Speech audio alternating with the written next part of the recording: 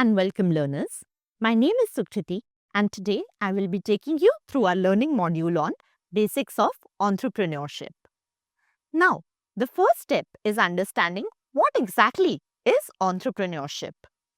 It means a process where you start a new business, introduce a new product or service, or create a new solution to an existing problem that is bothering certain section of people who will form your customers.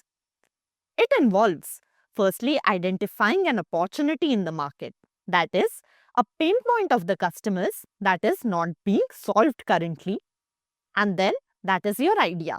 So then you gather the resources to solve that problem.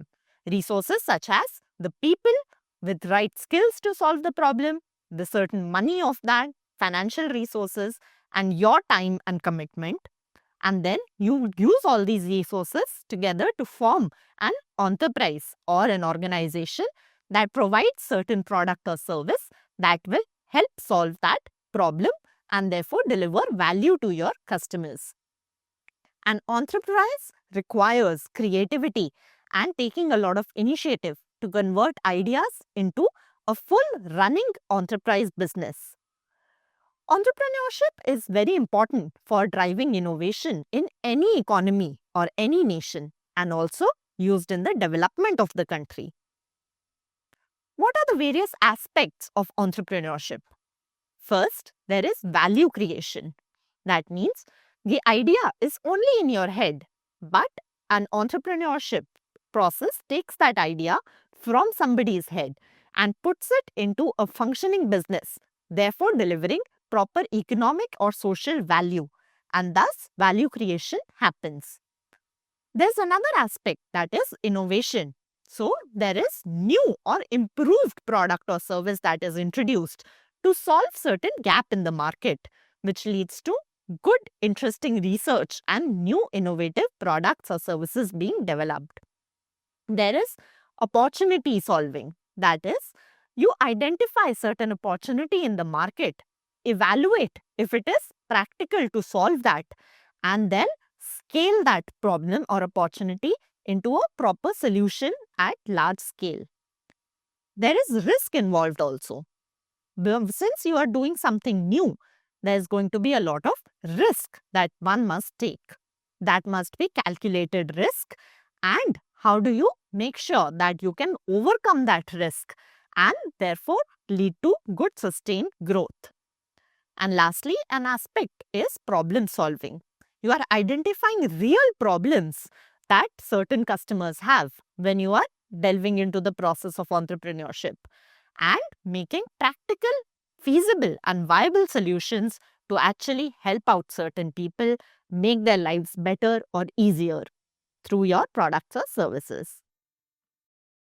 Why is entrepreneurship needed? It is extremely important in today's world. Today, the markets are changing very quickly. Every industry is very dynamic. And to make sure that there are innovative problems and solutions that keep up with these changing markets, you need to have entrepreneurship. It supports economic growth also and brings new technological and solutions and services to the people, thereby solving modern problems. For example, there are new digital needs that people have. How will that be solved? Solving it via traditional jobs becomes very tough. So therefore, entrepreneurship provides the solution to bring good innovation, make everybody's lives easier and better, and also provide good employment growth in any country. Therefore, it forms the backbone of innovation and future orientation of any country. Who exactly is an entrepreneur? Well, simply said, an entrepreneur is the person who gets into entrepreneurship. That means an entrepreneur is the person who is the one who is identifying that there is an opportunity in the market, who is gathering all these resources, bringing all resources together, forming an organization, and taking risk and solving some problem. Financial and personal risk taking is important to become an entrepreneur because sometimes you may use your own money to gather these resources and solve the problem. You may put your other careers and personal life on hold in order to work in your own startup and build it. An entrepreneur is always proactive and takes initiative rather than waiting to be told what to do. Entrepreneurs think very creatively, solve problems, and take responsibilities of the success of the entrepreneurship or venture. Any kind of success or failure of an enterprise depends on the entrepreneur, and the entrepreneur has full responsibility and accountability for the success or the failure story of the enterprise. So, entrepreneurs create something that adds value to the society rather than merely running the business. How does one become a successful entrepreneur? And what are the traits and personality needed to become one? Firstly, an entrepreneur should be driven. That means they should be self-motivated, be very confident and determined. They should be proactive and self-starters. Second is the risk-taking ability. They should be willing and able to take calculated risks and not be afraid of failure, but rather learn from the failure and change quickly and grow better. Then third is the creativity. An entrepreneur must have creativity, innovation and good problem-solving ability. Fourth are the planning, organizing and communication skills, which must be very strong to become an entrepreneur, because you will need to manage resources such as financial resources that are needed, manage your team in that, and also communicate effectively with all the stakeholders in the business. Like you will have to communicate with the employees, with the investors who you are taking funds from, with your customers, etc. And lastly, a good entrepreneur must be adaptable and they must be able to act fast and be okay with changing situations and changing markets without losing their focus or willingness. Now, let us get into what are the various types of entrepreneurships. That is, what are the types of business that you can make or grow. Firstly, there are small businesses. As the name suggests, these are local businesses without the scale or without the idea or strategy of growing to big scale. They are often in one location, serving the local needs of the market. For example, the Kirana store near you is a small business. Second are the scalable startups. Compared to small businesses, these are the opposite. That is, they are started with the idea to build them to big scale and grow in multiple locations, serve multiple markets and access multiple customers.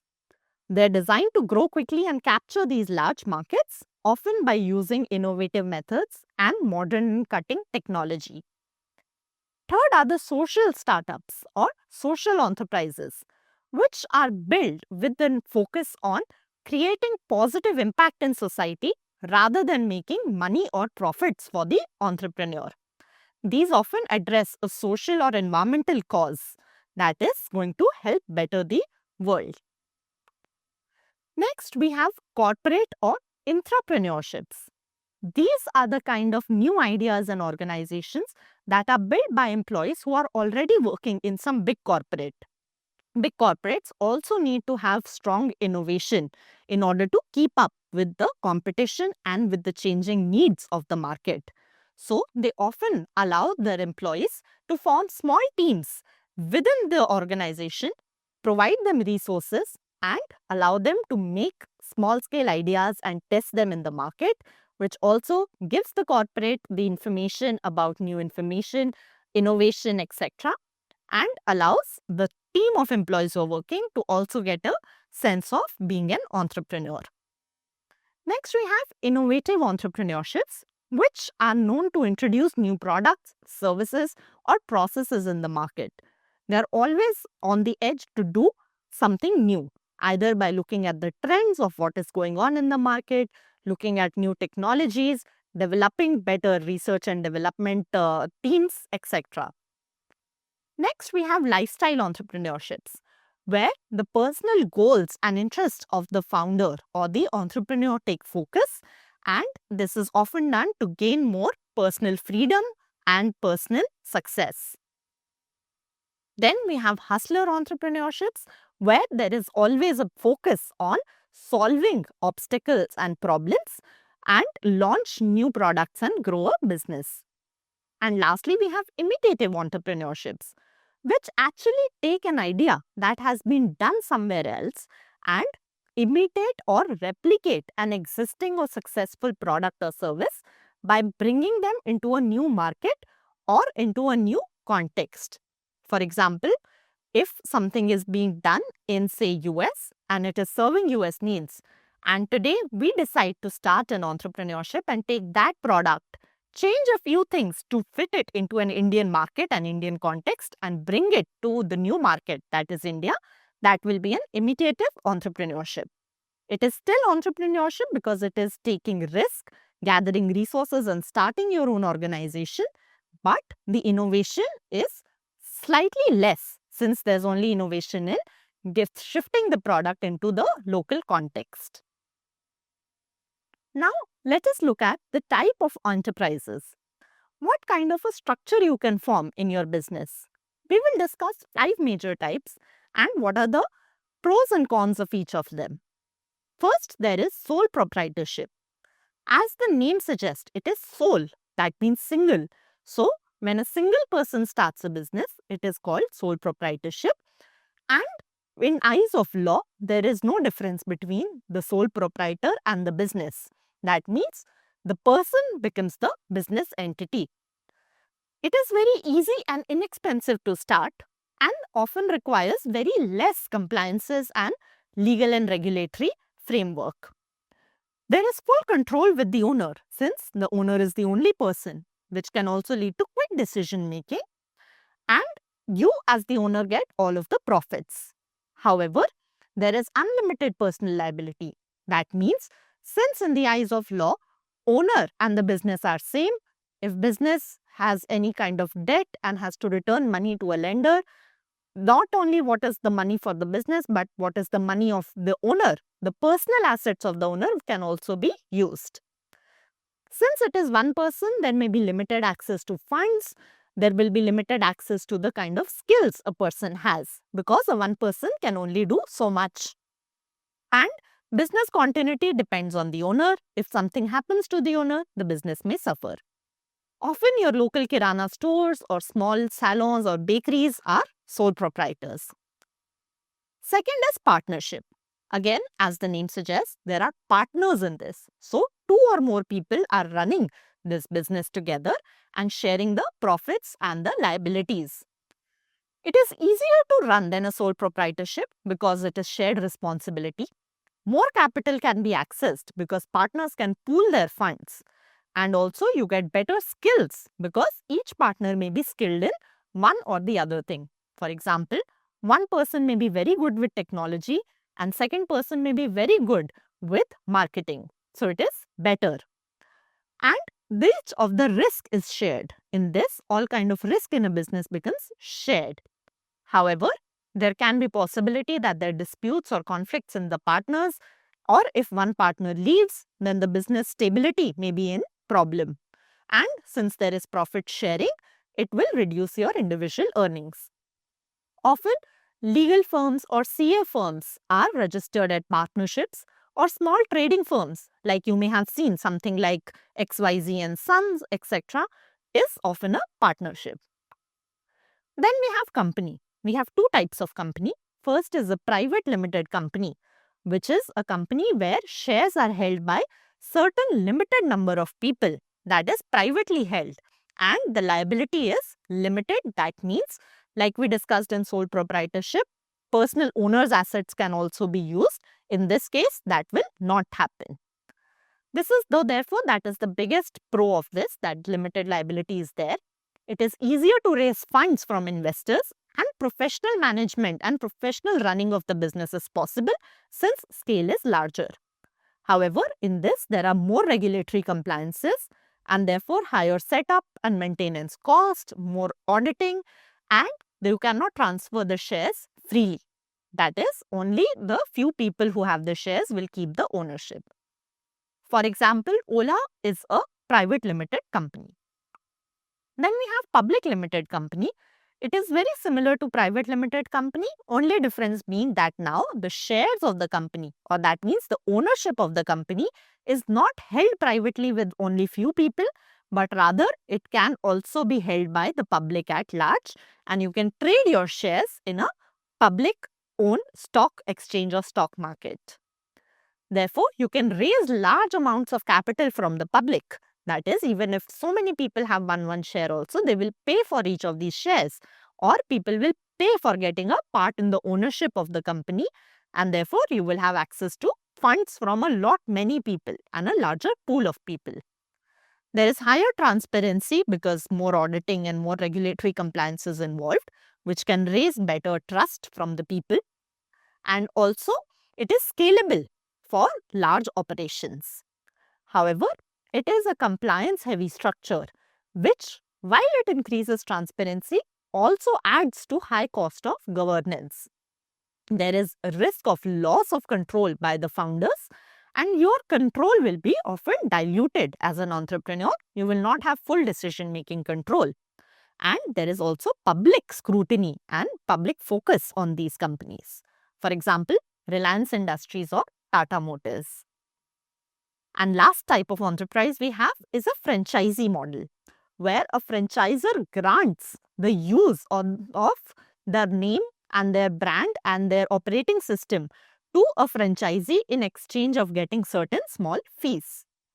In this, a franchisee gets a ready-made brand reputation, a brand name, and proven business model which will reduce the risk and make sure that there is better demand from customers. Training and support is also provided from the franchisor, and therefore there is a faster path towards profit and money making. However, there is initially high franchise fees and royalty charges that you will have to pay the franchisor in order to get the right to use their brand name and their operations. There's also limited freedom to make changes because you will have to operate as per what the franchisor says. And any kind of problem that happens in the large brand, that is the franchisor's brand, will also impact your brand and your business reputation because ultimately the brand name is the same. For example, McDonald's or KFCs in India often run in a franchisee model. Let us quickly go through what is the process of entrepreneurship. First step is opportunity identification. You look for a gap in the market, any kind of customer need that is not being served or met currently that requires certain solutions. This is often done by looking at trends, studying competition, and collecting information and insights from customers. A good opportunity should be feasible, practical, and profitable and sustainable in long term. Once you have identified a business opportunity, you have to mobilize resources. You have to get funds which can come from your personal savings, from your family or friends. Certain government schemes also grant funds for starting entrepreneurship, or from people who invest, who are called venture capitalists or angel investors. And then you should gather resources like skilled employees, raw material, machinery, technology, and an office space. And then put together all of these resources and funds to start the operations. There are certain risks involved, however, in starting any kind of enterprise. These risks are very important and crucial to be mitigated. What are these kind of risks? Let us quickly go over them. They are of four major types. First are the financial risks. Firstly, capital loss. That is, the money you invest, you may never make that money back and you may lose that. Second are cash flow problems. So even though you have money and you are making sales, for example, maybe you're offering sales on credit. So people will pay you back after 15 days. So while you have made money, you don't have immediate cash available in order to fulfill your business requirements. There can be uncertain return of an investment. That means there is no guarantee that you will get a profit on the money that you have invested initially. And lastly, you may also have high debt. Second are market risks. Maybe the customer demand is low. That is, customers have not accepted the product or service that you are providing and they don't have a demand for that. Second are changing trends.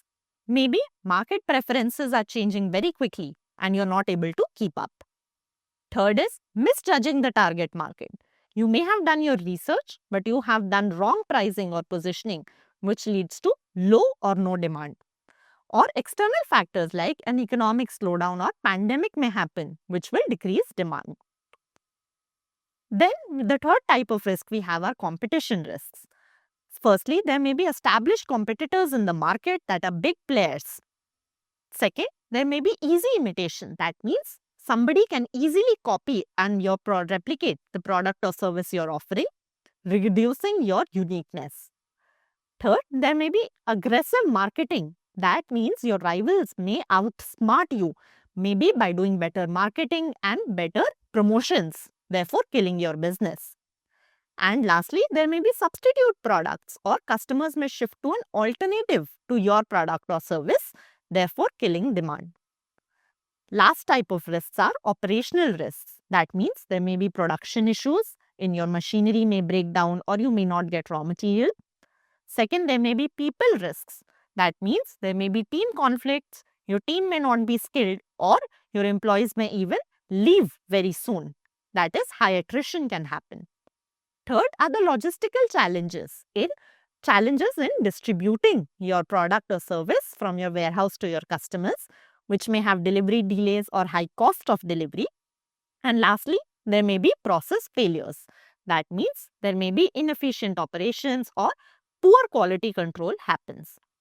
All these risks are a part of business, and to run a successful enterprise, you must be able to mitigate each of them and plan for all of them in advance. In conclusion, entrepreneurship is very important in running the economy and creating new opportunities in any market or country. It encourages innovation, provides employment, and helps solve real-world modern problems. And anyone with the right mindset, skill set, and determination can become a successful entrepreneur. Thank you.